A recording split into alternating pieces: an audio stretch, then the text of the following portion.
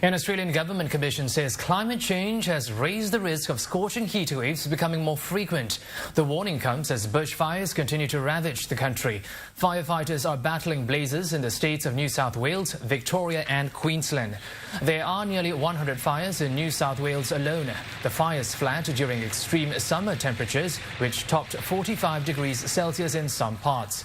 In the outback town of Birdsville, temperatures even soared to 48 degrees, melting the main road.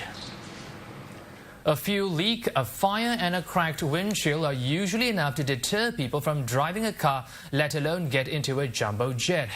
But recent problems experienced by the 787 Dreamliner haven't put some people off Boeing's latest passenger plane.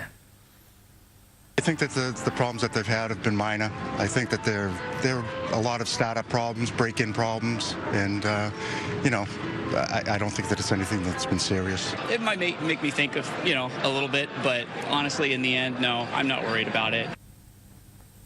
Japan Airlines and All Nippon Airways reported 5 problems with the Dreamliner this week alone. They include a fire in an unoccupied stationary aircraft, a fuel leak in a plane taxiing in Boston, and a cracked cockpit windshield that grounded a flight in Japan.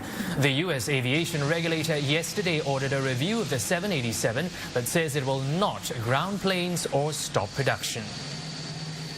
We will look for the root causes of recent events and do everything we can to ensure these events don't happen again. New airliners all have operational issues that crop up in their first months of operation, but this airplane is built so well with a lot of redundant systems that it's really no serious concern. Back home, the Manpower Ministry will be enhancing the Work-Life Works or WoW fund this year. It was set up nearly a decade ago to encourage employers to support employees' need for work-life balance. A good work-life balance is one key factor to help singles get married and couples have babies. A recent survey on Marriage and Parenthood suggests that companies can play a part in improving the work environment. Flexibility, I think, is very important to families with young children, not just for the mothers, but for fathers as well. And I think if we're able to normalize flexibility in the workplace, several good things would happen. First of all, if you have an employer who looks after your needs so well, you are very unlikely to jump ship, even if times were no good and the bonuses are not so high. That flexibility includes flexible work arrangements like telecommuting and flexi-time.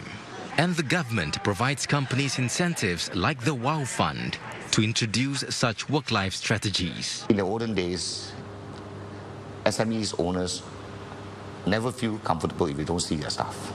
Right? But I think people are accepting that this is the next phase of working environment. First, there's a labor shortage. Secondly, SMEs will have to find ways to compete and retain workers, otherwise they will lose out. However, the push to improve work-life balance through flexible arrangements is progressing slowly. A report from the Manpower Ministry last month showed just over 4 in 10 employers say they provide them, up from 38% in 2011.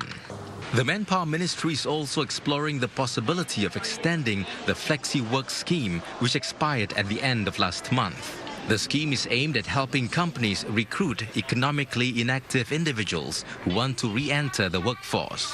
It supports the costs of implementing flexible work arrangements.